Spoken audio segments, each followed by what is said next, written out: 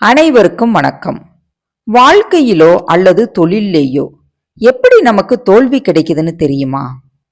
நாம எந்த இடத்துலயும் தடுக்கியே விழக்கூடாது, அப்படி இருந்தா தான் நமக்கு பெருமை அப்படின்னு நினைக்கிறோம்.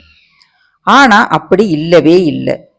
தடுக்கி விழும் பொழுதெல்லாம் எழுந்து மீண்டும் எழுந்து மன உறுதியோட தன்னோட வேலையை செய்வதில் இருக்கிறது பெருமை. தோல்வி பற்றி கோல்ட்ஸ்மித் என்ற அறிஞர் சொன்ன கருத்து: தோல்வி என்பது கண்டிப்பாக வரவேற்கத்தக்கதுதான். அனைத்து முயற்சிகளிலும் அனைவருக்கும் வெற்றி கிடைத்து விட்டால் அகம்பாவத்துடன் நடந்து அனைவரையும் அவமதிக்க ஆரம்பித்து விடுவார்கள். வெற்றிக்கு முன் வரும் தோல்விகளால்தான் வெற்றியின் மதிப்பு நமக்கு புரியுது.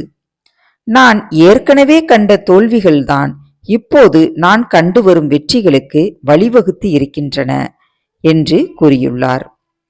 ஒருவன் தோத்து போயிட்டான் அப்படின்னா அவனுக்கு திறமை இல்லை அப்படின்னு அர்த்தம் இல்லை.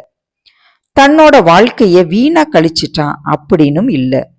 உடனே அவன் செஞ்சுக்கிட்டு இருக்கும் வேலையை விட்டுறணும் அப்படின்னும் அர்த்தம் கிடையாது.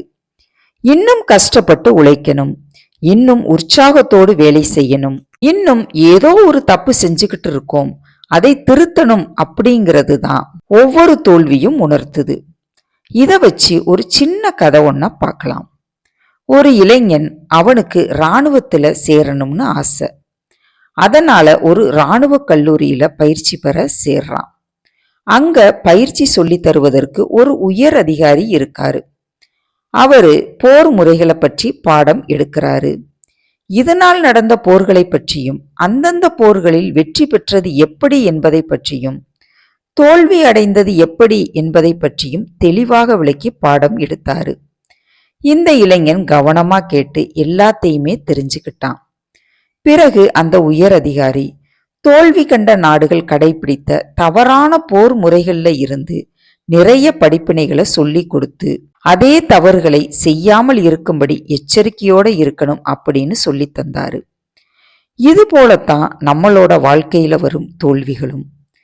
தோல்வி ஏற்பட்டா அதுக்கான காரணத்தை ஆராய்ந்து கண்டறிந்து மீண்டும் அதே போல தவறுகளை செய்யாம விழிப்புடன் செயல்பட வேண்டும். முன்னேறணும்னு இருக்கிறவங்க எல்லாருமே மற்றவங்க செஞ்ச தப்புகள்ல இருந்து பல படிப்பினைகளை கத்துக்கிடுவாங்க, வெற்றிகளை நோக்கி போவாங்க. ஆனா தோல்வியை பார்த்து துவண்டு போறவங்க விதிதான் காரணம், இவங்க தான் காரணம், அவங்க தான் காரணம் அப்படின்னு சொல்லி சொல்லி மீண்டும் மீண்டும் தோல்வியையே சந்திப்பாங்க. தோல்வியை பார்த்ததும் ஒருவர் எப்படி நடந்துக்கிறாரு அப்படிங்கிறதுல இருந்தே அவருடைய எதிர்காலம் எப்படி இருக்கும் என்பதை கணிச்சிடலாம். ஒவ்வொரு தோல்விகளும் தங்களுடைய திறமையை சோதிக்க கடவுளால் ஏற்படுத்தப்பட்ட பரீட்சைகள் என்று நினைத்து மிகவும் பாடுபட்டு உழைத்து தோல்விகளை வெற்றிகளாக மாற்ற முயற்சிக்க வேண்டும். தோல்விகள் தற்காலிகமானது. புதிதாக ஒன்றை தெரிந்து கொள்வதற்குத்தான் தோல்வி நமக்கு பாடம் கற்பிக்கிறது. வாழ்க்கையில் முன்னேற முயற்சி செய்பவர்கள் எல்லாருமே பல முறை தோல்விகளை தழுவிதான் வர முடியும். எந்த முயற்சியும் செய்யாதவனுக்குத்தான் தோல்வி என்பதே கிடையாது என்று வாட்லி என்ற அறிஞர் கூறியிருக்கிறார். உண்மையாக ஒருவன் பாடுபட்டு உழைத்த பின்னும் அவனுக்கு தோல்வி ஏற்பட்டால் அதில் வருத்தப்படுவதற்கும் அவமானப்படுவதற்கும் எதுவுமே இல்லை என்பதை மனதில் பதிய வையுங்கள். தோல்வியில் கற்றுக்கொண்ட பாடங்கள்தான் வெற்றிக்கு வழிவகுக்கும். இனி ஒரு நல்ல கருத்தோடு அடுத்த வீடியோவில் சந்திப்போம். நன்றி, வணக்கம்.